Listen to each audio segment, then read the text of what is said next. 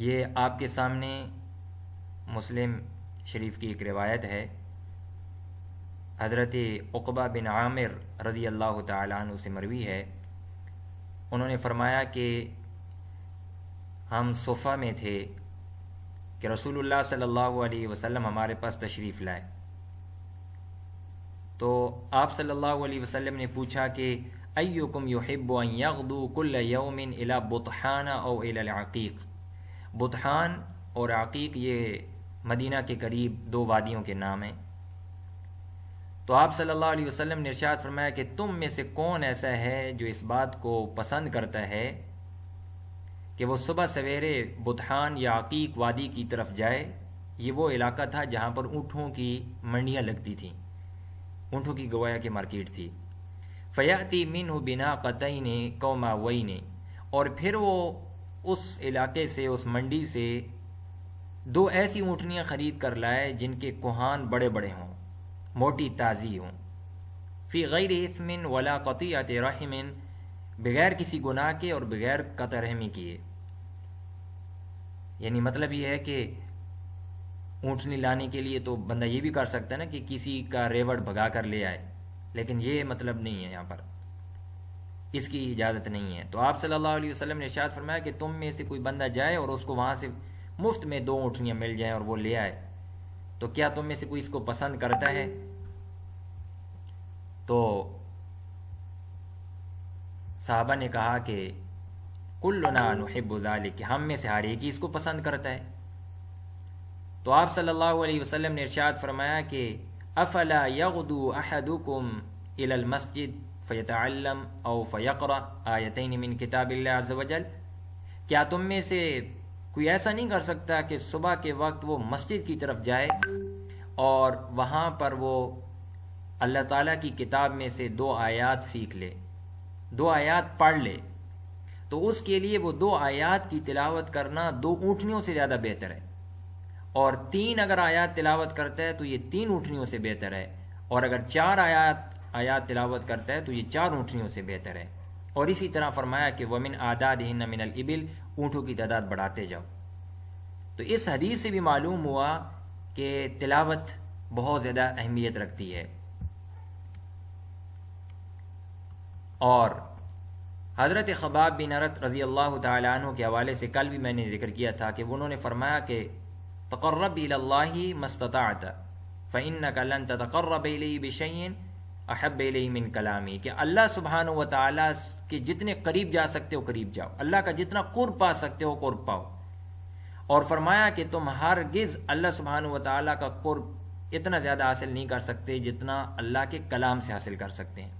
یعنی اگر آپ اللہ سبحانہ و تعالیٰ کا کلام پڑھتے ہیں ہر روز کی بنیاد پہ تو آپ اللہ سبحانہ و تعالیٰ کا قرب حاصل کر سکتے ہیں۔ تو یہ معیار ہے، کرائیٹیریا ہے کہ کوئی اگر انسان یہ دیکھنا چاہے کہ میں اللہ سبحانہ و تعالیٰ کے قریب ہوں یا نہیں ہوں، تو وہ یہ دیکھے کہ وہ قرآن کے قریب ہے یا نہیں ہے۔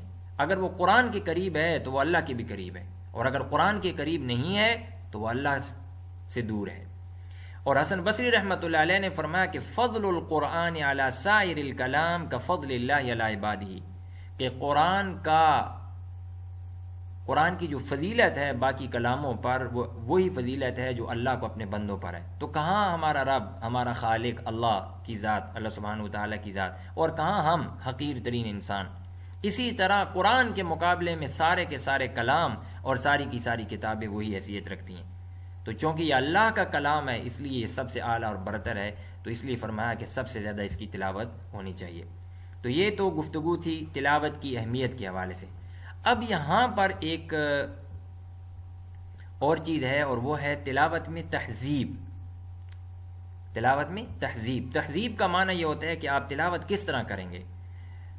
تو تہذیب کا معنی یہ ہے کہ اپنے لیے کچھ آیات یا سورتیں یا پارے مقرر کر لیے جائیں۔ حزب اصل میں کہتے ہیں گروہ کو، حزب کہتے ہیں جماعت کو، حزب کہتے ہیں تھوڑے سے حصے کو۔ تو تہذیب کا مطلب یہ ہوگا کہ آپ اپنے لیے ایک حصہ قرآن کریم کا مقرر کر لیں۔ یہ ہمیں مختلف روایات میں ملتا ہے۔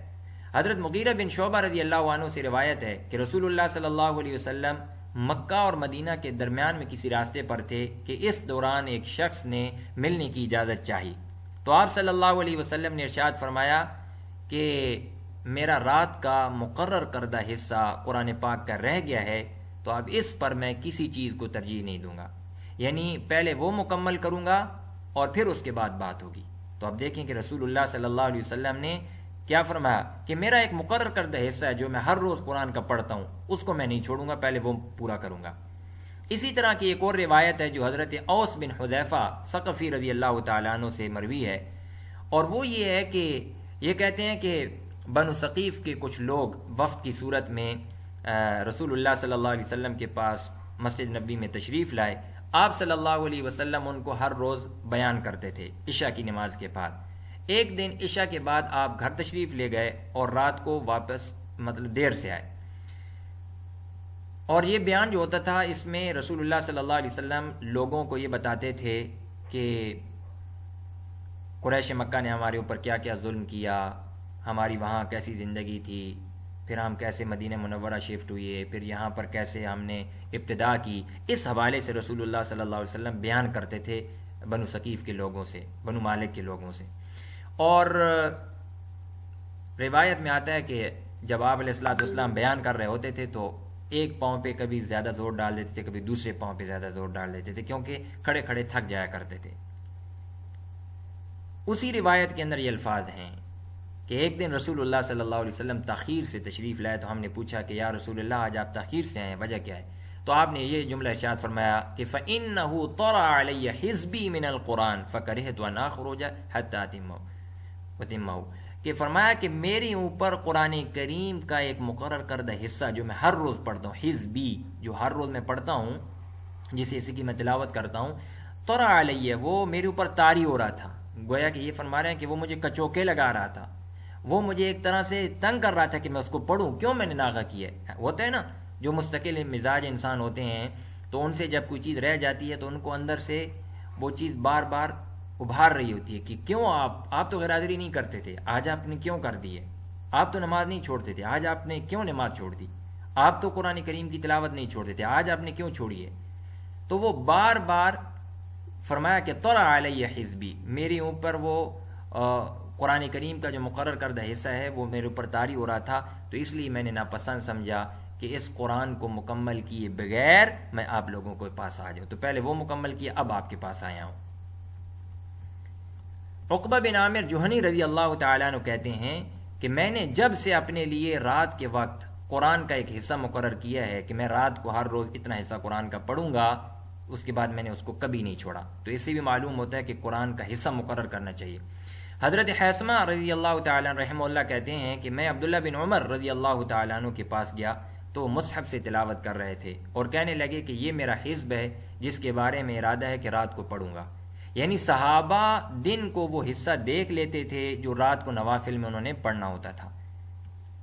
اسی طرح کی دیگر روایات بھی یہاں پر بہت ساری میں نے جمع کی ہوئی ہیں، لیکن جو بات آپ کو سمجھانا مقصد ہے، امید ہے کہ وہ سمجھ گئے ہوں گے کہ قرآن کریم کی تلاوت یہ قرآن کا سب سے پہلا حق بھی ہے اور یہ ضروری بھی ہے اگر آپ قرآن میں تدبر کرنا چاہتے ہیں تو تلاوت سے آپ کے اندر، ابھی حضرت عائشہ رضی اللہ عنہا کی یہ روایت ہے، دیکھیں کہ وہ فرماتی ہیں کہ میں اپنا حصہ، یا فرمایا کہ میں اپنا 7واں حصہ اپنے بستر پر بیٹھی بیٹھی یا اپنے پلنگ پر لیٹے لیٹی پڑھ لیا کرتی تھی۔ تو یہ خواتین کے لیے اس میں اسوہ ہے، خواتین کے لیے نمونہ ہے کہ جب حضرت عائشہ رضی اللہ تعالیٰ عنہا بستر پر لیٹے لیٹے قرآن کریم پڑھ رہی ہیں تو بستر پر لیٹے لیٹے موبائل چلانے کے بجائے ہم بھی قرآن کریم پڑھ سکتے ہیں۔ تو پہلی چیز امید ہے آپ لوگوں کو کلیئر ہو گئی ہوگی، وہ یہ ہے کہ آپ لوگوں کا آپ لوگوں نے کوشش کرنی ہے کہ قرآن کریم کو ہر روز کی بنیاد پہ پڑھیں، ہر روز کی بنیاد پہ، اس میں آپ ناغہ بالکل نہ کریں، چاہے تھوڑا ایسا ہی کیوں نہ پڑھ لیں، لیکن ہر روز کی بنیاد پہ پڑھیں۔ اب دوسری چیز ہے ترجمہ اور تفسیر کے حوالے سے، ترجمہ اور تفسیر۔ اچھا ایک بات میں یہاں ایک چھوٹے سے سوال کا جواب دے دوں، ہماری جو ورکشاپس ہوں گی ان میں سوالات میں خود ہی قائم کروں گا بعض سوالات۔ ایک سوال یہاں پر یہ پیدا ہو سکتا ہے کہ ہم کون سا ٹائم اپنے لیے رکھیں؟ بہتر، سب سے بہتر ٹائم جو ہے وہ دو ہیں، ایک تہجد کا وقت ہے، یہ قرآن کریم پڑھنے کا بہت بہترین وقت ہے، ان قرآن الفجر کان مشہودا، اللہ سبحانہ و تعالیٰ ارشاد فرماتے ہیں کہ فجر کے وقت فرشتے حاضر ہوتے ہیں قرآن کو سننے کے لیے. بہت بہترین وقت ہے کہ جب بچے بھی سو رہے ہیں، جب بڑے بھی سو رہے ہیں، سب لوگ سو رہے ہیں، اس وقت آپ قرآن اٹھا کر پڑھیں. دوسرا جو وقت ہے وہ رات عشاء کو سونے سے پہلے کا وقت ہے.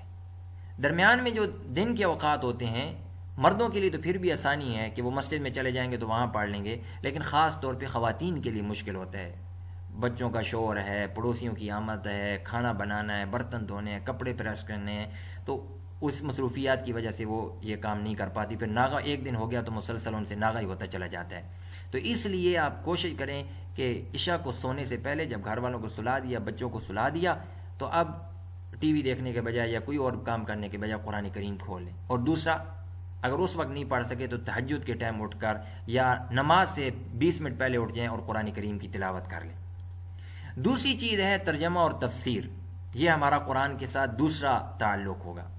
ابن جوزی رحمۃ اللہ علیہ نے فرمایا ہے کہ لما کان القرآن العزیز اشرف العلوم، کہ یہ تو بات ہر کسی کو معلوم ہے کہ قرآن کریم اشرف العلوم ہے، علوم میں سے سب سے زیادہ فضیلت والا علم قرآن کا ہے.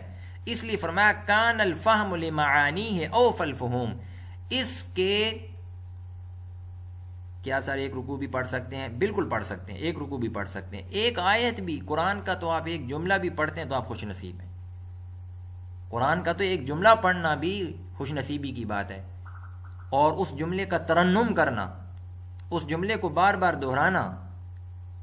ہاں، جب آپ بار بار سنتے ہیں تو آپ بار بار دہراتے ہیں نا، تو اگر آپ بار بار دہرائیں گی ماں ہونے کی وجہ سے تو آپ کے بچے بھی دہرائیں گے. ابھی میں نے کئی چھوٹے بچے ایسے دیکھے ہیں جن کی عمریں 6 سال ہے، لیکن انہوں نے امام صاحب کی نماز میں شرکت کی وجہ سے، امام صاحب مسجد میں نماز پڑھا رہے ہوتے ہیں تو وہ بچے شرکت کرتے ہیں، ان کو سورت کوثر، سورت الم تر کیف ہے، سورت الناس، یہ صورتیں ویسی ان کو یاد ہو گئی ہیں. ہمارے پاس مدرسوں میں پڑھتے ہیں، ویسی ان کو یاد ہو گئی امام صاحب سے سن سن کر. تو جب والدہ بار بار قرآن پڑھ رہی ہوں گی، ہاں کچن میں کھانا بنا رہی ہیں تو اس وقت قرآن پڑھ رہی ہوں گی، اور یا کوئی اور کام کر رہی ہیں تو اس وقت قرآن پڑھ رہی ہوں گی. جی بالکل، جتنا پڑھ سکتے ہیں پڑھیں. تو ترجمہ تفسیر کی اہمیت میں ابن جوزی رحمۃ اللہ علیہ نے فرمایا کہ قرآن کریم جو ہے، آپ لوگ جو ہے نا وہ میسج آپ کا آتا ہے نا تو میں تذبذب میں شک میں پڑ جاتا ہوں کہ کوئی کہتا ہے وائس اوکے ہے، کوئی کہتا ہے وائس نہیں آ رہی، تو مجھے پھر وہ ڈاؤٹ ہو جاتا ہے. کوئی بات نہیں، جن کو وائس نہیں آ رہی ریکارڈنگ انشاءاللہ بھیج دیں گے. تو ابن جوزی رحمۃ اللہ علیہ ارشاد فرماتے ہیں کہ چونکہ قرآن کریم اشرف العلوم ہے، اس لیے اس کے معنی کو سیکھنا دنیا کی تمام چیزیں سیکھنے سے، تمام اور علوم پڑھنے سے زیادہ فضیلت کی بات ہے. اس لیے کہ علم کی شرافت معلوم کی شرافت سے پہچانی جاتی ہے. یعنی آپ کو کیا چیز حاصل ہوگی جو آپ پڑھیں گے. تو آپ کیمسٹری پڑھتے ہیں تو آپ کو کیا حاصل ہوتا ہے، آپ فزکس پڑھتے ہیں تو آپ کو کیا حاصل ہوگا. تو لوگ جو ہے انجینئرنگ پڑھتے ہیں، اکاؤنٹنگ پڑھتے ہیں، یا اسی طرح سے دیگر علوم پڑھتے ہیں، تو ان کے ذہن میں ایک چیز ہوتی ہے نا کہ میں یہ علم پڑھ رہا ہوں، کیوں؟ اس لیے کہ اس سے مجھے یہ ملے گا. تو جب آپ قرآن پڑھ رہے ہوتے ہیں تو قرآن پڑھنے سے اللہ ملتا ہے. اس لیے قرآن کو سمجھنا ابن جوزی رحمۃ اللہ علیہ فرماتے ہیں کہ بہت ضروری ہے.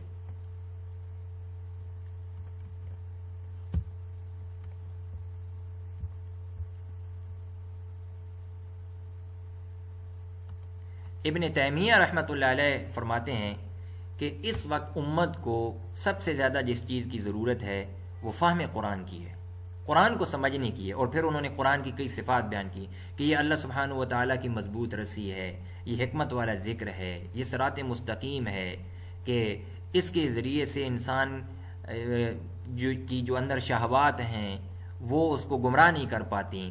اور بار بار قرآن کریم کو پڑھنے سے، تلاوت کرنے سے یہ قرآن کریم جو ہے وہ پرانا نہیں ہوتا، اس کے عجائبات ختم نہیں ہوتے، اور اس سے علماء کرام سیر نہیں ہوتے ہیں.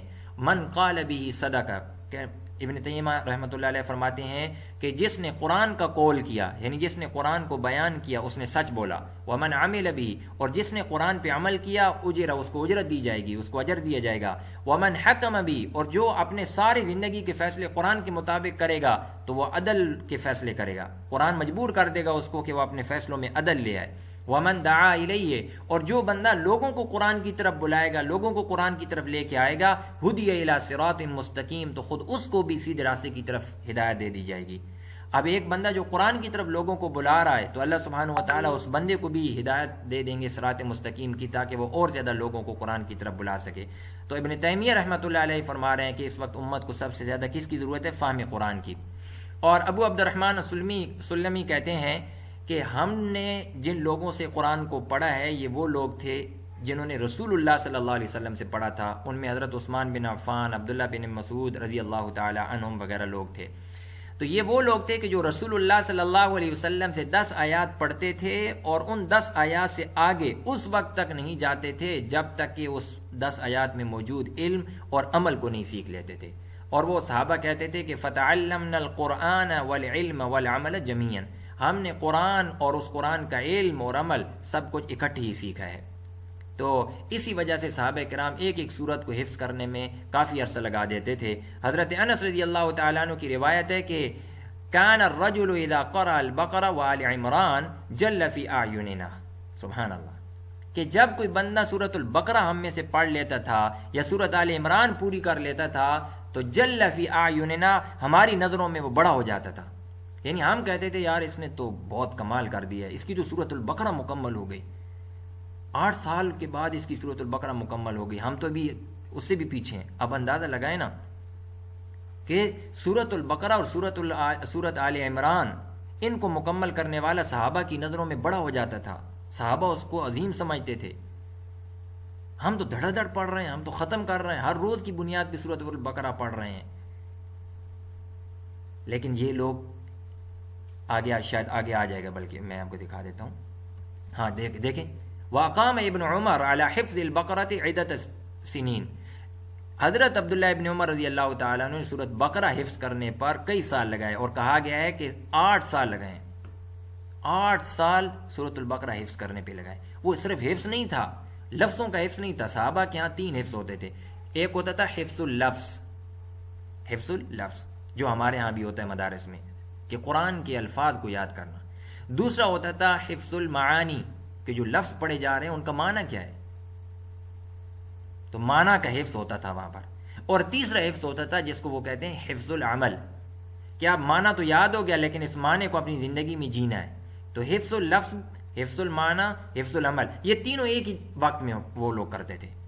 ہم نے ان کو تقسیم کر دیا، ہم کہتے ہیں چھوٹے ہو نا تو حفظ اللفظ کرو، بڑے ہو جاؤ گے تو پھر دیکھیں گے حفظ المعنی آپ کو ہونا چاہیے یا نہیں۔ ابھی تو لوگوں کو معنی قرآن کا معلوم نہیں ہے نا، تو معنی معلوم نہیں ہوگا تو عمل کیسے کر پائیں گے۔ تو اب دیکھیں ابن عمر رضی اللہ تعالی عنہ وہ جو ہے 8 سال میں قرآن کریم کی سورۃ البقرہ صرف حفظ کر رہے ہیں۔ تو یہ حفظ کیوں لیٹ ہوا؟ کیونکہ فہم کی وجہ سے، وہ اس کو سمجھ رہے تھے۔ ایاس بن معاویہ رضی اللہ رحمۃ اللہ علیہ تابعی ہیں اور کوفہ کے قاضی ہیں اور بڑے مشہور تابعی ہیں، ذہانت میں بہت زیادہ ماہر تھے، حتیٰ کہ ان کے بارے میں کہا جاتا ہے یہ مثل بن گئے تھے، ضرب المثل بن گئے تھے ذہانت کی۔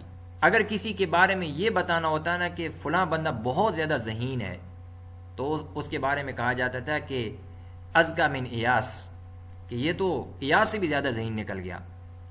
تو یہ ذہانت کا گویا کہ منبع تھے۔ یہ کہتے ہیں کہ مثل من یقرأ القرآن، اس بندے کی مثال جو قرآن پڑھتا ہے، ومن یعلم تفسیرہ، اور قرآن کی تفسیر کو جانتا ہے، او لا یعلم، یا نہیں جانتا۔ یعنی فرمایا کہ وہ بندہ جو قرآن پڑھ رہا ہے اور اس کی تفسیر کو جانتا ہے، اور وہ بندہ جو قرآن پڑھ رہا ہے لیکن اس کی تفسیر کو نہیں جانتا، تو فرمایا مثل قوم جاءہم کتاب من صاحب لہم لیلا، کہ یہ ایسے ہی ہے جیسا کہ ان کے پاس کسی بندے کی طرف سے، کسی دوست کی طرف سے یا کسی حکمران کی طرف سے کوئی خط آیا، کوئی کتاب آئی، کوئی میسج آیا رات کے وقت، ولیس عندہم مصباح، اور ان کے پاس مصباح نہیں ہے۔ یعنی اگر آپ قرآن پڑھ رہے ہیں تو وہ میسج تو آپ کے پاس ہے، ہاں، لیکن وہ چونکہ آپ کو سمجھ نہیں آ رہا، آپ کے پاس مصباح نہیں ہے، تو وہ آپ کیا کریں گے؟ تو فرمایا کہ جب وہ میسج آئے گا تو پریشانی تھی تاری ان کے اوپر ہو جائے گی، لا یدرون ما فیہ، کیونکہ ان کو پتہ نہیں کہ اس میں کیا لکھا ہے۔ فَإِذَا جَاءَهُمُ الْمِصْبَاحُ، جب ان کے پاس مصباح آ جائے گی، مصباح سے مراد لائٹ، روشنی، تو جب ان کے پاس روشنی آ جائے گی تو عرفوا ما فیہ، تو وہ جان لیں گے کہ اس میں کیا لکھا ہے۔ تو جو بندہ قرآن پڑھ رہا ہے اور تفسیر بھی اس کو آتی ہے، قرآن کا فہم اس کو ہے، تو وہ بندہ ایسے ہے جیسے کتاب لکھی ہوئی ہے اور لائٹ بھی آن ہے اور تو سکون سے پڑھ رہا ہے۔ اور جو بندہ قرآن تو پڑھتا ہے لیکن تفسیر نہیں جانتا تو اس کی مثال ایسے ہے کہ جیسے کتاب تو اس کے پاس ہے، خط تو اس کے پاس آیا ہوا ہے، لیکن اندھیرا ہی اندھیرا ہے، اب اس کو سمجھ نہیں آ رہی کہ اس میں کیا لکھا ہوا ہے۔ تو یہ ترجمہ و تفسیر کی اہمیت ہے کہ اس کے ذریعے سے ہماری آنکھیں کھلتی ہیں۔ اور اب ہم سب سے آخری مرحلے میں ہیں اور وہ ہے تدبر۔ اب یہاں کل بھی بہت سارے لوگوں کے سوالات تھے۔ جی بالکل، اسکرین شاٹ آپ کو جو سلائیڈز ہیں ان کے یہ سلائیڈز آپ کو گروپ میں شیئر کر دوں گا، ٹھیک ہے نا انشاءاللہ۔ اکثر عربی ہے تو علماء تو آسانی سے پہچان لیں گے، عوام کے لیے تھوڑا سا مسئلہ بنے گا لیکن کوئی مسئلہ نہیں ہے، تو سلائیڈ انشاءاللہ شیئر کر دوں گا۔ تو تدبر کس کو کہتے ہیں؟ تدبر کے حوالے سے ہمارے ہاں خاص طور پہ بر صغیر پاک و ہند میں کچھ کنسیپٹ ایسے ہیں جو لوگوں نے اپنی طرف سے پھیلائی ہوئی ہیں، تو تدبر کے حوالے سے کلیئرٹی یہ ضروری ہے۔ تدبر کا لغوی معنی ہوتا ہے دبر الشیء، کسی بھی چیز کے پچھلے حصے کو دبر کہتے ہیں، صحیح نا؟ جیسے ہماری کمر ہے، اس کو دبر کہا جائے گا، جو مجھے نظر نہیں آ رہا، اس دیوار سے پیچھے کی جو جگہ ہے اس کو دبر کہا جائے گا، وہ مجھے نظر نہیں آ رہا، ٹھیک ہے نا؟ تو دبر الشیء۔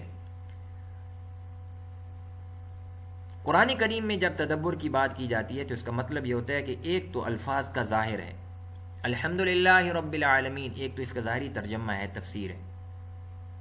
تدبر کیا ہوگا؟ اس کی پیچھے چھپے ہوئے معنی جو آپ کو فی الحال سطح پر رہتے ہوئے نظر نہیں آ رہے۔ تدبر کی اہمیت پہ ہم بات کر رہے تھے کہ تدبر کا معنی یہ ہے پچھلا حصہ جو نظر نہیں آ رہا، تو اس اعتبار سے قرآن کریم میں تدبر کا مطلب یہ ہوگا کہ قرآن کریم کی آیات کا ایک جو ظاہری مفہوم ہے اور ایک اس کے پیچھے چھپے ہوئے معنی ہیں، ان کو ڈھونڈنا یہ تدبر ہے۔ اس میں آپ کو تھوڑی سی مشقت کرنی پڑے گی، کیونکہ تدبر کا جو لفظ ہے یہ عربی میں ہم اس کو کہتے ہیں کہ یہ باب تفاعل سے ہے، اور باب تفاعل سے جو لفظ ہو اس میں مشقت کا معنی پایا جاتا ہے۔ جیسے تعلم ہے نا، آپ نے یہ لفظ سنا ہوگا، تعلم، سیکھنا، تو علماء نے لکھا ہے کہ اس میں مشقت کا معنی پایا جاتا ہے۔ علم سیکھنا کوئی آسان کام تو نہیں ہے۔ تو اسی طرح تدبر ہے تو اس میں بھی مشقت ہوتی ہے ابتدا میں۔ یہ ایسا ہی ہے جیسے کوئی انسان کڑوا گھونٹ پیے۔ اب اگر کوئی بندہ بیمار ہو، کئی جگہوں سے دوا لے چکا ہو لیکن اس کو آرام نہ آ رہا ہو، اور پھر وہ کسی ایسے جگہ سے دوا لے لے کہ وہ دوا تو کڑوی ہے لیکن اس بندے کو یقین ہے کہ مجھے شفا مل جائے گی، اور اس نے وہ کڑوی دوا لی اور اس کو آرام آ گیا، تو اب وہ کڑوی دوا چھوڑے گا نہیں، وہ کہے گا میں تو اس کو لوں گا بھائی، اب تو میرے لیے یہی میٹھی چیز ہے کیونکہ مجھے اس سے شفا مل رہی ہے۔ اسی طرح جب قرآن کریم ہم تدبر کے ساتھ پڑھتے ہیں اور اس سے ہماری روحانی بیماریوں کو شفا ملنے لگ جاتی ہے تو پھر بندہ اس کو نہیں چھوڑتا ہے، پھر چاہے اس میں مشقت ہی کیوں نہ ہو، چاہے ہر روز کڑوا گھونٹ کیوں نہ پڑھنا پڑے، انسان تیار ہو جاتا ہے کہ میں تو یہ کام کروں گا، کیونکہ اس کو پتہ ہے کہ میرے اندر سے روحانی بیماریاں تھوڑی تھوڑی کر کے ختم ہو رہی ہیں۔ بعض علماء نے تدبر کو عمل کے معنی میں لی ہے، انہوں نے کہا کہ تدبر ہوتا ہی اس وقت ہے جب انسان قرآن پر عمل کرے، جیسے حسن بصری رحمہ اللہ کہتے ہیں کہ وما تدبر آیاتی الا بالاتباع، کہ قرآن کا تدبر اتباع کے بغیر ہو ہی نہیں سکتا۔ تو آپ جتنا عمل کریں گے قرآن پہ اتنا ہی گویا کہ آپ قرآن پہ تدبر کر رہے ہیں۔ تدبر کی آسان تفسیر ایک جو میں آپ کے سامنے رکھ رہا ہوں وہ یہ ہے عام بندے کے لیے کہ جب بھی آپ قرآن کریم کھولیں تو اس سے کچھ سیکھے بغیر اس کو بند نہ کریں، تو گویا کہ آپ نے آیات کے اندر کیا کر لیا؟ تدبر کر لیا۔ قرآن کریم میں 4 جگہ پر تدبر کا ذکر ہے، 4 جگہ پہ، ان میں سے 2 جگہ ایسی ہیں جن میں 3 جگہ بلکہ جن میں کافروں منافقوں کا ذکر ہے کہ کافر لوگ تدبر کیوں نہیں کرتے، منافق لوگوں نے تدبر کیوں نہیں کیا، اور ایک جگہ ایسی ہے کہ جس میں سب انسانیت کو تدبر کا حکم دیا گیا ہے، کتاب انزلناہ الیک مبارک لیدبروا آیاتی۔ تو 3 جگہ کفار کے بارے میں، ایک جگہ ساری انسانیت کے بارے میں، اس میں مسلمان بھی ہیں، تو اس سے پتہ چلتا ہے کہ چاہے مسلمان ہے یا غیر مسلم ہے، سب کو قرآن کریم میں کیا کرنا ہے؟ تدبر۔ تو تدبر کا مطلب کیا ہوگا کہ آیات کے صرف ظاہر پہ نہیں جانا، بلکہ ان کے باطنی معنی ڈھونڈنے ہیں، ان کے پیچھے چھپی ہوئی راز جانتے ہیں، ان کا آپس میں جو کنیکشن ہے آیات کا، صورتوں کا، پاروں کا، ان کو سمجھنا ہے۔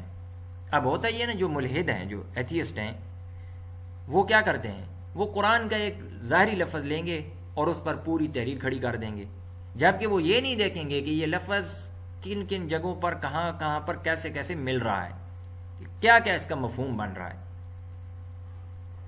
تو جب آپ کو ربط معلوم نہیں ہوتا، اب سورۃ القیامہ ہے مثال کے طور پہ، سورۃ القیامہ کے اندر پوری سورت قیامت کے بارے میں، پوری سورت کس کے بارے میں؟ قیامت کے بارے میں۔ درمیان میں ایک دو تین آیات ہے، لا تحرک بہ لسانک لتعجل بہ، اے نبی صلی اللہ علیہ وسلم، آپ کو قرآن ہم دے رہے ہیں، اس کی تفسیر کرنا، اس کو بیان کرنا، اس کو یاد کرانا، یہ ہماری ذمہ داری ہے، آپ اس کو جلدی جلدی نہ پڑھا کریں، آپ اپنی زبان کو جلدی جلدی مت حرکت دیں۔ اب انہوں نے کہا بھائی دیکھو، یہ تو پوری سورت کے اندر قیامت کی بات چل رہی تھی، درمیان میں یہ جملہ کیسے آ گیا؟ اب علماء نے اس کی کئی وجوہات بیان کی ہیں۔ تو ایک وجہ علماء نے یہ بھی بیان کی ہے، جیسے ابھی سبق ہو رہا تھا تو درمیان میں آپ لوگوں کے میسج آ گئے نا، تو درمیان میں نے آپ کو بتانا پڑا کہ بھائی یہ بات یوں ہے۔ تو بعض علماء نے اس کی یہ وجہ بھی بیان کی ہے کہ اللہ سبحانہ و تعالیٰ نے ان آیات کو سورۃ القیامہ کے درمیان میں رکھا، کیونکہ اس وقت رسول اللہ صلی اللہ علیہ وسلم کو ایک ہدایت دی گئی تھی۔ درس کے دوران جیسے ہدایات دی جاتی ہیں بسا اوقات اپنے شاگرد کو، اللہ سبحانہ و تعالیٰ نے ہدایت دی رسول اللہ صلی اللہ علیہ وسلم کو، اور اس کو درمیان میں باقی رکھا گیا تاکہ وہ بعد میں آنے والوں کے لیے نمونہ بنے کہ وہ بھی درس کے دوران ہدایت دے سکتے ہیں۔ ایک توجیہ آپ کے سامنے یہ بیان کی ہے، باقی علماء نے اس کا ربط سورۃ القیامہ کے باقی جملوں کے ساتھ بھی بیان کیا ہے۔ تو کہنے کا مطلب یہ ہے کہ جب انسان تدبر کرتا ہے تو اس کو آیات کا ربط سمجھ میں آتا ہے۔ تو تدبر ہر ایک نے کرنا ہے، میں نے بھی کرنا ہے، چھوٹوں نے بھی کرنا ہے، بڑوں نے بھی کرنا ہے، مسلم نے بھی کرنا ہے، غیر مسلم نے بھی کرنا ہے۔ اب ہم ڈرتے ہیں تدبر کرنے سے، ہم کہتے ہیں ایسا نہ ہو کہ میں قرآن میں کہیں کوئی غلط بات کہہ دوں۔ تو ابن حبیرہ رحمۃ اللہ علیہ کہتے ہیں کہ وَمِن مَكَائِدِ الشَّيْطَان، کہ یہ شیطان کی ایک چال ہے کہ وہ تنفیرہ عباد اللہ، کہ وہ عباد اللہ من تدبر القرآن، کہ وہ اللہ کے بندوں کو قرآن میں تدبر کرنے سے بھگاتا ہے دور، بھاگو، قرآن میں تدبر تمہارا کام نہیں ہے، کیونکہ وہ لعلمی، کیونکہ وہ جانتا ہے کہ ان الہدا واقع عند التدبر، کہ انسان کو حقیقی ہدایت و تدبر کے ساتھ ملتی ہے۔ جب وہ قرآن میں تدبر کرے گا تو اس کو ہدایت کا اعلیٰ درجہ ملے گا۔ اس لیے پھر انسان کیا کہتا ہے، ہادی مخاطرہ، یہ تو میرے لیے خطرے کی بات ہے، حتی یقول الانسان، یہاں تک کہ ایک وقت ایسا بھی آتا ہے شیطان کے وسوسے اتنے زیادہ آتے ہیں کہ انسان کہتا ہے کہ لا اتکلم فی القرآن، میں تو قرآن کے بارے میں کوئی بات بھی نہیں کروں گا، بس یہ بڑی مقدس کتاب ہے، بڑی مقدس کتاب ہے، اس کو رکھ دیں، میں اس کے بارے میں کچھ نہیں بولوں گا۔ تو شیطان انسان کے اندر یہ وسوسے پیدا کرتا ہے، کیونکہ شیطان کو پتہ ہے کہ قرآن میرے حملوں کا حل ہے۔ یعنی ہمارا دشمن کون ہے بھائی؟ ہمارا دشمن ہے شیطان۔ تو شیطان جو ہے یہ حل ہے۔ شیطان کا حل کیا ہے؟ قرآن کریم۔ اب دیکھیں کہ قرآن کریم کو اللہ تعالیٰ نے، سورہ یوسف ہم ابتدا کریں گے تو سورہ یوسف کی ابتدائی آیات میں اللہ تعالیٰ نے فرمایا کہ تلک آیات الکتاب المبین، کہ یہ آیات ہے کتاب مبین کی، یہ آیات ہے کتاب مبین کی۔ تو قرآن کو کتاب مبین کہا گیا اور شیطان کو عدو مبین کہا گیا ہے۔ چنانچہ سورہ یوسف کے پہلی رکوع میں آپ تھوڑا سا آگے چلیں گے تو وہاں ہے کہ ان شیطان للانسان عدو مبین، کہ شیطان انسان کا کھلا دشمن ہے۔ تو قرآن کے بارے میں فرمایا یہ کتاب مبین ہے، شیطان کے بارے میں فرمایا یہ عدو مبین ہے۔ اسی طرح شیطان کے بارے میں قرآن میں آتا ہے یوسوسو، یہ وسوسہ ڈالتا ہے، فی صدور الناس، لوگوں کی سینوں میں، اور قرآن کے بارے میں آتا ہے شفاء لما فی الصدور، کہ یہ سینے کی بیماریوں سے شفا ہے۔ تو اصل میں بتانا یہ مقصود ہے کہ دیکھیں شیطان اگر وسوسہ ڈالتا ہے، اس کو اختیار دیا گیا ہے، اس وسوسے کو کھرچنے کے لیے، اس وسوسے سے اپنے دل کو بچانے کے لیے تمہارے پاس قرآن ہے۔ اور اگر شیطان عدو مبین ہے کہ وہ تمہارے سامنے برائی کے ہزاروں راستے کھولتا ہے، تو قرآن کریم کتاب مبین ہے جو تمہارے سامنے نیکی کے ہزاروں راستے کھولے گی۔ دونوں کا آپس میں بہت گہرا تعلق ہے۔ اس لیے اللہ سبحانہ و تعالیٰ نے ارشاد فرمایا کہ انسان جب اس دنیا میں آیا اور اس کو کتاب کی تعلیم دی گئی تو ساتھ اس کتاب سے ڈسٹریکٹ کرنے کے لیے اس کو ہٹانے کے لیے ساتھ ہی وہ شیطان بھی بھیجا گیا ہے۔ میں اکثر دوستوں سے کہتا ہوں کہ شیطان کی نفسیات پر دنیا میں کوئی کتاب نہیں لکھی گئی۔ شیطان کی نفسیات پر اگر کوئی بہترین کتاب ہے تو وہ قرآن مجید ہے، کہ جب آپ قرآن پڑھتے ہیں تو آپ کو شیطان کے حملوں کے بارے میں پتہ چلتا ہے کہ یہ کیسے کیسے حملہ کرتا ہے، اور یہ ہمارے لیے سیف گارڈ ہے، یہ ہماری حفاظت کرتا ہے شیطان کے حملوں سے۔ اللہ تعالیٰ نے رسول اللہ صلی اللہ علیہ وسلم سے ارشاد فرمایا کہ اے نبی، اپنی قوم کو ایک ایسے بندے کا واقعہ سناؤ کہ جس کو ہم نے اپنی آیات دی تھی، آتیناہ و آیاتنا فانسلخ منہا، لیکن اس نے ان آیات کو پیچھے چھوڑ دیا۔ انسلاخ کا معنی یہ ہوتا ہے کہ کسی چیز جو حفاظت والی چیز ہو اس سے باہر نکل جانا۔ جیسے میں نے کپڑے پہنے ہوئے ہیں، یہ میری حفاظت کر رہے ہیں نا، تو اگر میں کپڑے چھوڑ کے کپڑے اتار دوں، قمیص اتار دوں اور کسی سرد علاقے میں ہوں تو میں تو مر جاؤں گا۔ سانپ کے اوپر جھلی ہوتی ہے، سانپ جب اس جھلی سے باہر نکل جاتا ہے تو اس کو انسلاخ کہتے ہیں۔ تو اللہ تعالیٰ ارشاد فرماتے ہیں ہم نے آیات دی تھی ایک بندے کو جو اس کی حفاظت کر رہی تھی، لیکن فانسلخ منہا، اس نے ان آیات کو پیچھے چھوڑ دیا، آگے نکل کے خود مڑ کے قرآن اب اس کو جو آیات دی گئی تھی، ظاہر ہے اس کو قرآن تو نہیں کیونکہ یہ بنو اسرائیل کا واقعہ، تو جو اس وقت آسمانی صحیفہ تھا، آسمانی کتاب تھی، اس نے ان کی طرف مڑ کے دیکھا ہی نہیں، اپنی زندگی میں ان کو لایا ہی نہیں۔ تو نتیجہ کیا ہوا؟ فَأَتْبَعُ الشَّيْطَانُ، شیطان اس کے پیچھے لگ گیا۔ تو یہاں اتبع کا لفظ ہے جو یہ بتاتا ہے کہ شیطان صرف پیچھے نہیں لگا بلکہ پیچھے سے اس کو جا کر پکڑ لیا، کیونکہ صرف پیچھے لگنے کے لیے تبع کا لفظ بولا جاتا ہے۔ اتبع کا مطلب یہ ہوتا ہے کہ کسی کے پیچھے آپ لگے اور آپ نے اس کو دبوچ بھی لیا۔ تو جو شیطان سے حفاظت کے لیے چیزیں دی گئی تھیں، جب ان پر اس نے عمل نہیں کیا، ان کو پیچھے چھوڑ دیا، تو شیطان نے آج دبوچا، فکان من الغاوین، اور نتیجہ یہ ہوا کہ وہ گمراہ لوگوں میں سے ہو گیا۔ تو اسی طرح اللہ تعالیٰ نے ہمیں قرآن دیا ہے، تو جتنا آپ قرآن پڑھیں گے اتنا ہی آپ شیطان کے حملوں سے محفوظ رہیں گے، شیطان کے اور شیطان جیسے لوگوں کے حملوں سے بھی، لوگوں کے شر سے بھی محفوظ رہیں گے۔ تو شیطان ہمیں اس چیز سے کیا کرتا ہے؟ دور، کہ کہیں تم گمراہ نہ ہو جاؤ۔ ہم سوچتے ہیں کہ کہیں میں گمراہ نہ جاؤں۔ امام شاطبی رحمۃ اللہ علیہ فرماتے ہیں کہ فَمِنْ حَيْثُ كَانَ الْقُرْآنُ مُعْجِزًا، کہ ایک طرف اگر آپ دیکھو تو قرآن کریم ایسی کتاب ہے جو بڑے بڑے فصحاء اور بلغاء اور بڑے بڑے ماہر لوگوں کو بھی کیا کر دیتا ہے؟ عاجز کر دیتا ہے، لیکن دوسری طرف اتنا آسان ہے کہ عام سے عام بندہ بھی قرآن کریم کو سمجھ سکتا ہے۔ اور ابن قیم رحمۃ اللہ علیہ فرماتے ہیں کہ من قال ہے کہ جو بندہ یہ کہے گا کہ قرآن کریم کی تو تفسیر ہے، قرآن کریم کی تو تعویل ہے، اس میں تو تدبر ہے، میں اس کو نہیں سمجھ سکتا، میں اس کو نہیں جان سکتا، اور وہ یہ کہے کہ نتلو و متعبدین، کہ ہم تو قرآن کی صرف تلاوت کریں گے، بس اس کے الفاظ کو پڑھتے رہیں گے، تو فرمایا ففی قلبی من حرج، اس بندے کو اپنا ایمان دوبارہ دیکھنا چاہیے کہ قرآن پر اس کا ایمان کہاں گیا۔ اگر کوئی صرف یہ کہتا ہے کہ ہم تو صرف اس کے الفاظ ہی پوری زندگی پڑھتے رہیں گے، تو اس کو اپنا ایمان دیکھنا چاہیے۔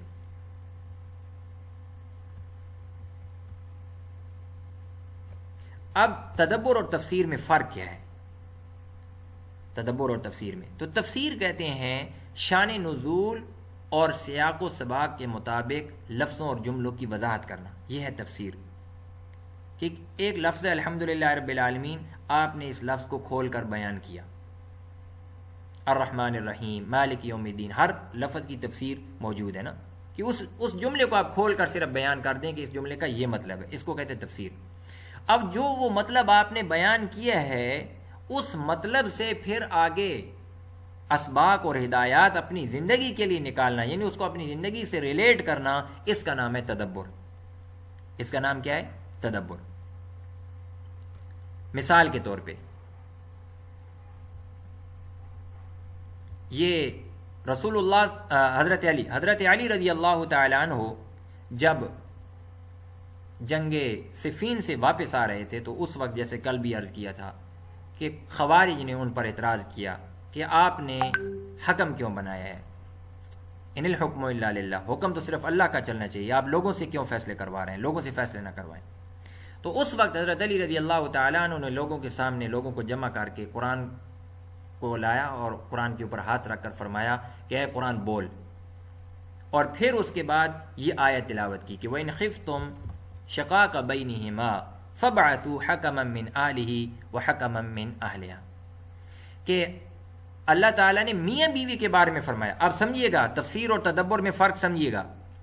اللہ تعالیٰ نے میاں بیوی کے بارے میں یہ آیت ارشاد فرمائی ہے کہ اگر میاں بیوی کے درمیان اختلاف ہو جائے تو طلاق سے پہلے صلح کرانے کی کوشش کرو.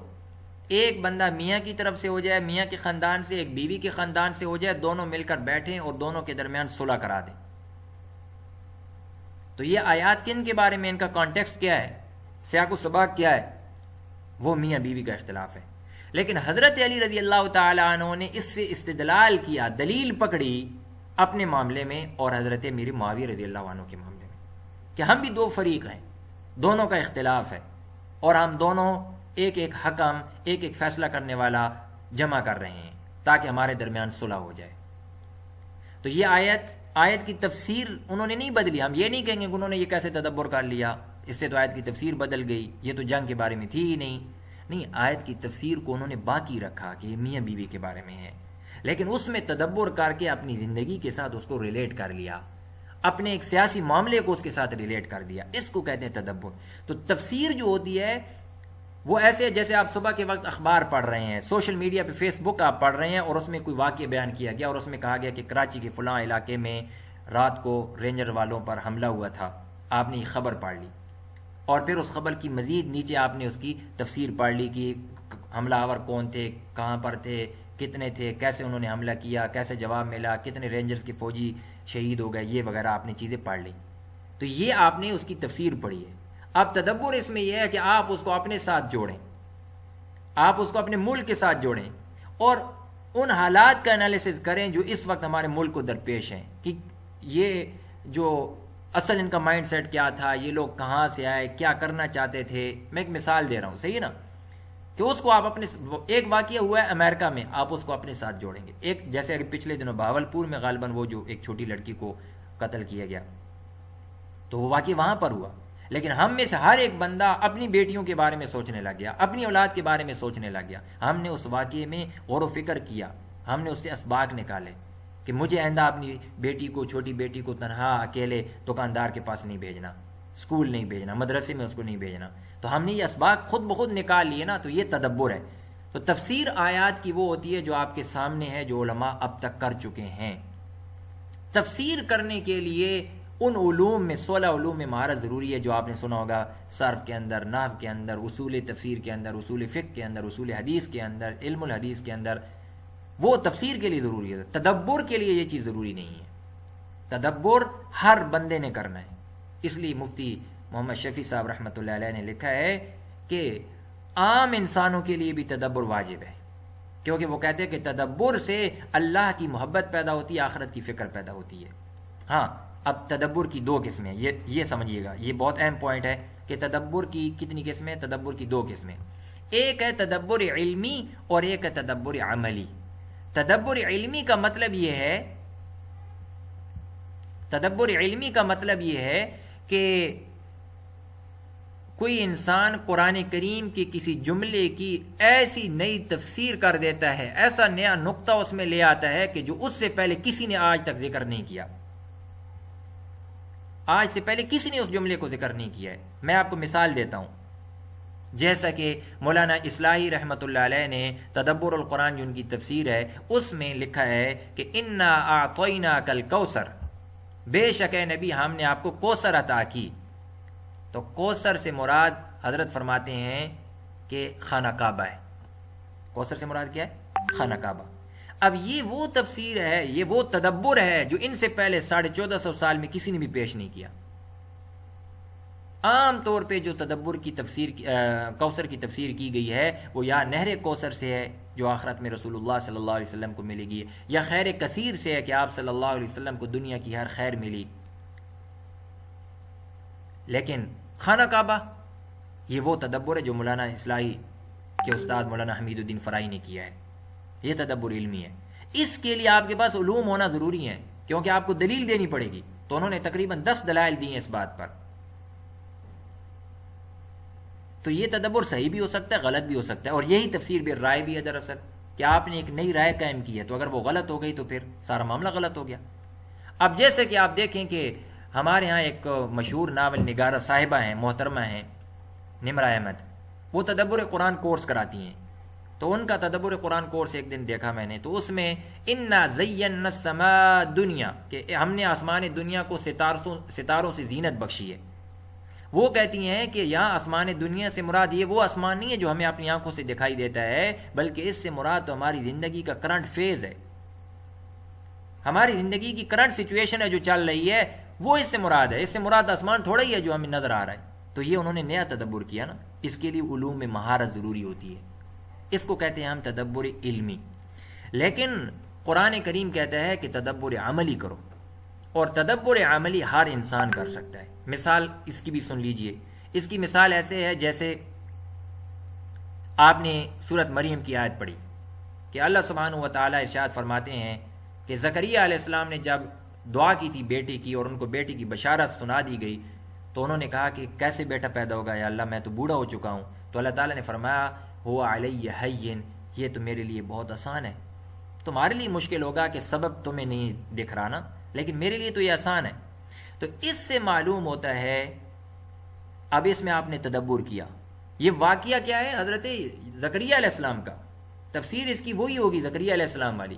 تدبر یہ ہوگا تدبر عملی، کہ آپ اسے اپنے عمل کے لیے ایک چیز لے لیتے ہیں۔ آپ کہتے ہیں کتنی زندگی میں میرے ایسے معاملات ہیں جو پھنسی ہوئی ہیں، اٹکے ہوئی ہیں، جن کا سبب مجھے نظر نہیں آ رہا، کتنے خواب ایسے ہیں میں نے جو اپنے ذہن میں سجائے ہوئی ہیں، جن کو میں مکمل کرنا چاہتا ہوں، لیکن مجھے اس کا سبب نظر نہیں آ رہا۔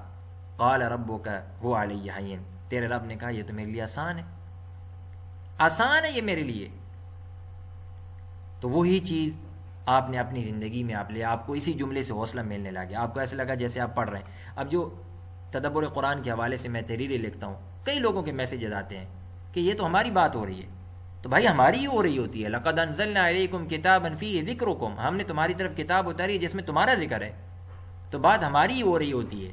تو یہ تدبر علمی ہے۔ یاد رکھیے گا ایک بات کہ تدبر علمی کر کے آج تک کوئی انسان گمراہ نہیں ہوا، کوئی ایک انسان تدبر عملی کر کے گمراہ نہیں ہوا ہے، بلکہ ہدایت میں اس نے ترقی پائی ہے، فکر آخرت میں اس نے ترقی پائی ہے، اللہ سبحانہ و تعالیٰ کی محبت میں اس نے ترقی پائی ہے۔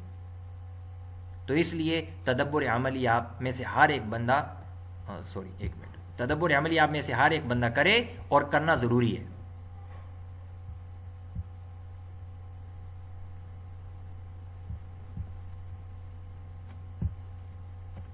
نیچے کیوں نہیں جا رہا؟ ہاں، تو ان اقسام کو جب آپ نے سمجھ لیا، یہ آپ یقین کریں کہ یہ مجھے بہت عرصے کے بعد یہ بات سمجھ میں آئی، ورنہ کئی مرتبہ ایسا ہوتا تھا کہ مجھ سے علماء کہتے تھے کہ آپ تدبر کیوں عوام سے کروا رہے ہیں۔ ہم نے واٹس ایپ ایک گروپ بنایا تھا، اس میں قرآن کریم کا ایک چھوٹا سا جملہ بھیجتا تھا اور لوگوں سے کہتا تھا کہ اس میں تدبر کر کے، نیچے ترجمہ لکھتا تھا کہ تدبر کر کے آپ اسباق اپنی زندگی کے لیے ڈھونڈیں۔ اور کالجز یونیورسٹیز میں پڑھنے والا طبقہ اتنے بہترین اسباق نکالتا تھا صرف ترجمہ پڑھ کے، اور مجھے باقاعدہ لوگوں نے میسج کر کے کہا کہ سر اس کی وجہ سے تو ہمارے اندر بہت زیادہ تبدیلی آ رہی ہے۔ وہ مجھے دکھاتے تھے تدبر کہ سر اس سے میں نے اپنی زندگی کے لیے یہ بات بھی سیکھی، زندگی کے لیے یہ بات بھی سیکھی، زندگی کے لیے یہ بات بھی سیکھی۔ تو یہ خواہ مخواہ ہمارے ہاں بات مشہور کر دی گئی ہے کہ تدبر سے انسان گمراہ ہوتا ہے، کوئی گمراہ نہیں ہوتا، ہر بندہ تدبر کر سکتا ہے۔ اور تدبر علمی سے جو پہلے والا تھا جو صرف علماء کر سکتے ہیں، اس سے قرآن کے معجزہ ہونے پر یقین ہوتا ہے۔ بہت اہم جملہ ہے، تدبر علمی سے قرآن کے معجزہ ہونے پر یقین ہوتا ہے، اور تدبر عملی سے انسان کی زندگی بدلتی ہے۔ یہ تدبر کے اثرات ہیں کہ اگر آپ تدبر کرنا شروع کر دیں گے تو رونا آپ کو آئے گا، یزیدہم خشوعا، آپ کا خشوع نماز کا بڑھ جائے گا، اور آپ کو یقین ہو جائے گا کہ انہ الحق من ربنا، کہ یہ قرآن واقعی ہمارے رب کی طرف سے حق ہے۔ آپ کے جسم پہ کپ کپی طاری ہو جائے گی جب آپ قرآن پڑھیں گے۔ تو تدبر کے اثرات ہیں یہ۔ اور پھر عمل کی نیت سے پڑھنا قرآن کریم، پہلی چیز بتائی تھی تلاوت، دوسری چیز تھی ترجمہ و تفسیر، اور تیسری چیز ہے تدبر، اور چوتھی چیز ہے عمل کی نیت سے۔ اس لیے حضرت علی رضی اللہ تعالیٰ عنہ فرماتے ہیں کہ انما العالم من عمل بما علم، عالم وہ ہے جس نے اپنے علم پر عمل کیا اور اس کا علم اس کے عمل کے موافق ہو گیا. تو عمل ضروری ہے. حسن بصری رحمۃ اللہ علیہ کے بارے میں یہ روایت ہے، وہ کہتے ہیں کہ امر الناس ان یعملوا بالقرآن، لوگوں کو حکم دیا گیا تھا کہ وہ قرآن پہ عمل کریں، لیکن انہوں نے قرآن کی تلاوت کو صرف ایک عمل بنا دیا. لیکن حکم تو یہ تھا کہ پورے قرآن پہ عمل کرو، الحمد سے شروع ہو جاؤ، ایک ایک آیت پہ ہر روز عمل کرتے چلے جاؤ. لیکن انہوں نے اس کے بجائے کیا کیا؟ صرف تلاوت کو ہی ہر روز کا معمول بنا لیا، عمل چھوڑ دیا قرآن پہ. اور حضرت حسن رضی اللہ تعالیٰ عنہ کہتے ہیں اقرأ القرآن مانا، قرآن کو وہ پڑھو کہ آپ کو روک دے. فَإِذَا لَمْ يَنْهَكَ، اگر آپ نے قرآن پڑھا لیکن اس نے آپ کو برائی سے نہیں روکا، فَلَيْسَتْ بِقِرَاءَةٍ، تو پھر آپ نے کچھ نہیں پڑھا. اب اندازہ لگائیں. اور وہ یہ بھی فرماتے تھے کہ ان اول الناس بهذا القرآن من اتبعوه، کہ قرآن کے قریب سب سے لوگوں میں سے وہ ہے جو قرآن کا اتباع کرتا ہے اگرچہ وہ قرآن کو نہ پڑھے. یعنی اگرچہ اس کی تلاوت کی مقدار کم ہو لیکن اگر وہ قرآن کی آیات کا اتباع کرتا ہے تو وہ قرآن کے سب سے زیادہ قریب ہے. اور امام آجوری رحمۃ اللہ علیہ بڑے محدث ہیں، شافی مسلک کی فقیہ ہیں. انہوں نے علماء کے لیے کتاب لکھی اخلاق و حملۃ القرآن کے نام سے. اس میں وہ یہ فرماتے ہیں کہ علماء کو چاہیے، حفاظ کو چاہیے، مسلمانوں کو چاہیے کہ وہ قرآن کریم پڑھتے ہوئے اپنے آپ کو آزمائیں، دیکھیں، ہمت ہو، ارادہ یہ کریں کہ متی اکون من المتقین، جب آپ قرآن پڑھنے لگیں تو یہ کہیں کب وہ وقت آئے گا کہ میں متقی میں سے بن جاؤں، کیسے میں خاشعین میں سے بن جاؤں، کیسے میں صابرین میں سے بن جاؤں، کیسے دنیا سے میری رغبت کم ہو جائے اور میرے اندر سے نفسانی خواہشات ختم ہونے لگے. اور حضرت حسن بصری رحمۃ اللہ علیہ یہ بھی فرماتے ہیں کہ بعض لوگوں سے ہم سنتے ہیں کہ وہ کہتے ہیں کہ لقد قرأت القرآن کلہ، کہ میں نے تو پورا کا پورا قرآن پڑھ لیا اور ایک حرف بھی نہیں چھوڑا. فرمایا قد واللہ اسقط کلہ، اللہ کی قسم اس نے تو سارا قرآن چھوڑ دیا. مطلب یہ جب عمل نہیں کیا ہے، ما یر القرآن لہ فی خلق ولا عمل، اس کے اخلاق میں، اس کے عمل میں قرآن دکھائی نہیں دے رہا، تو چاہے وہ تدبر قرآن کی ساری کلاسز اٹینڈ کر لے، چاہے وہ صبح سے شام تک قرآن پڑھتا رہے، ایک سانس میں قرآن ختم کر دے. آگے آ رہا ہے وہ یہی کہہ رہے ہیں کہ اگر کوئی کہتا ہے نا کہ انی لاقرأ سورۃ فی نفس، کہ میں ایک سانس میں پوری سورت ختم کر سکتا ہوں، تب بھی کہتے ہیں اللہ کی قسم ما ہؤلاء بالقراء، یہ قراء نہیں ہے. اگر کوئی کہتا ہے نا میں تدبر قرآن کلاس پڑھاتا ہوں لیکن اس کا اپنا عمل نہیں ہے، تو فرمایا ولا بالعلماء، یہ علماء نہیں ہے، ولا الحکماء، یہ حکماء نہیں ہے. متى كان القراء مثل هؤلاء، اس طرح کے لوگ کب سے پیدا ہو گئے ہیں. اور پھر دعا کی کہ اللہ تعالیٰ ایسے لوگوں کی کثرت نہ کرے اس امت میں کہ جو قرآن کو صرف ظاہر میں تو پڑھتے ہیں لیکن عمل نہیں کرتے. اور آخری بات کہہ کے پھر آپ کے سوالات لیتا ہوں، وہ ہے ابلاغ، تبلیغ، آخری حق قرآن کا، کہ جب آپ قرآن پڑھ بھی لیا، سمجھ بھی لیا، عمل بھی کر رہے ہیں تو آپ صرف اپنے تک اس کو نہیں رکھنا ہے. یہ خوشبو ہے، خوشبو کو اپنے جیب میں مت ڈال کے رکھیں، اس کو پھیلائیں جتنا آگے پھیلا سکتے ہیں. اس لیے فرمایا کہ بلغوا انی ولو آیہ، بخاری شریف کی روایت ہے کہ اگر مجھ سے ایک آیت بھی سنو تو لوگوں تک اس کو پہنچاؤ. اور کتاب انزلناہ الیک لتخرج الناس من الظلمات الی النور، یہ کتاب ہدایت ہے، تو اس کے ذریعے سے لوگوں کو ہم نے اندھیروں سے نکالنا ہے. جو رسول اللہ صلی اللہ علیہ وسلم نے قرآن کے ذریعے سے لوگوں کو اندھیروں سے نکالا یا نہیں نکالا، مجھے اور آپ کو نکالا نا. آج ہمارے دل روشن ہے، آج ہماری عقل روشن ہے، ہم شکر ادا کرتے ہیں اللہ کا کہ اللہ نے ہمیں ایمان دیا. تو کیا رسول اللہ صلی اللہ علیہ وسلم نے قرآن کے ذریعے سے صحابہ کو اور امت کو اندھیروں سے نکال کر اجالے میں نہیں لائے ہیں؟ اب یہ ہمارا کام بھی ہے. اگر میں خود ابھی اندھیرے میں ہوں تو اندھیرے سے نکلوں قرآن کے ذریعے سے، اور اگر میں خود اندھیرے سے نکلنا شروع ہو گیا ہوں تو پھر جو میرے آس پڑوس ہیں، میری بیوی، میرے بچے، میری بہنیں، میری خالائیں، میری پھوپھیاں، میرے کزنز، میری فیملی، میرے پڑوسی، میرا معاشرہ، ان کو میں اس اندھیرے سے نکالوں جس میں وہ پھنسی ہوئی ہیں. اور اس وقت سب سے بڑا کام انسانیت کے لیے یہ ہے. اگر آپ کوئی ایسا کچھ کنٹریبیوٹ کرنا چاہتے ہیں، کچھ ایسا اثر اپنا چھوڑ کے جانا چاہتے ہیں دنیا میں کہ آپ کے مرنے کے بعد لوگ آپ کو یاد کریں، وَجْعَلْ لِي لِسَانَ صِدْقٍ فِي الْآخِرِينَ، لوگوں کے ہاں آپ کے لیے سچی ناموری پیدا ہو جائے، سچا نام پیدا ہو جائے کہ لوگ آپ کے لیے دعائیں کرتے رہیں، تو اس کا طریقہ یہ ہے کہ آپ قرآن کریم کو پھیلائیں، اس کے نور کو پھیلائیں، اور جو آپ سیکھیں وہ دوسرے لوگوں تک پہنچائیں. دل کرتا ہے، میرا تو دل کرتا ہے کاش کوئی ایسے لوگ مل جائیں کہ جن کے ساتھ بندہ گھنٹوں گھنٹوں بیٹھے قرآن کے بارے میں بات کرے. ہمارے ایک استاد ہیں قرآن میں بہت اچھا، ان کو مطلب وہ میڈیا پہ نہیں ہے، تو ایک دن رات کو 1:30 بجے 2 بجے تک ہم جو ہے عشاء کے بعد سے بیٹھے رہے. اور قرآن کریم کے حوالے سے میرے کچھ سوالات میں ان سے پوچھتا تھا، وہ مجھ سے پوچھتے تھے، اس طرح چلتے رہے. تو ایسے لوگوں کو ڈھونڈیں، ایسی صحبت اختیار کریں. اور آپ ماشاءاللہ آ گئے ہیں قرآن کے حلقے میں، تو آپ اس کو مستقل مزاجی کے ساتھ اس پہ ڈٹے رہیں. اللہ سبحانہ و تعالیٰ آپ کو قرآن کی برکت سے یقین کریں کہ وہ کچھ عطا فرمائیں گے، آپ زندگی میں حیران ہو جائیں گے. آپ اندازہ لگائیں نا، آخری آیت پڑھ کے ختم کر رہا ہوں کہ اللہ تعالیٰ ارشاد فرماتے ہیں کہ وَلَوْ أَنَّهُمْ أَقَامُوا التَّوْرَاةَ وَالْإِنْجِيلَ وَمَا أُنزِلَ إِلَيْهِم مِّن رَّبِّهِمْ لَأَكَلُوا مِن فَوْقِهِمْ وَمِن تَحْتِ أَرْجُلِهِمْ. اگر لوگ اپنی زندگیوں میں تورات کو لے آتے، انجیل کو لے آتے، اور پھر مسلمانوں کا ذکر ہے کہ اگر یہ لوگ قرآن کو اپنی زندگی میں لے آئیں، فرمایا یہ اوپر سے بھی کھائیں گے، نیچے سے بھی کھائیں گے، اور یہ اپنی آنکھوں سے دیکھا ہے. تو آپ زندگی کی جس مشکل میں بھی ہیں، اگر آپ قرآن کے ساتھ جڑ جاتے ہیں، قرآن آپ کو تسلی دے دے گا، دلاسا دے دے گا، اور آپ کے لیے آسانیاں پیدا فرما دے گا، آپ کے لیے برکت کے دروازے کھل جائیں گے. کتنی قرآن کریم کی کیا کیا نتائج اور کیا کیا اثرات ہیں، وہ بیان سے باہر ہیں. یہ ایسی دنیا ہے قرآن کی، اپنے آپ کو قرآن کی دنیا میں لے آئیں. اللہ تعالیٰ ہمیں عمل کرنے کی توفیق عطا فرمائے.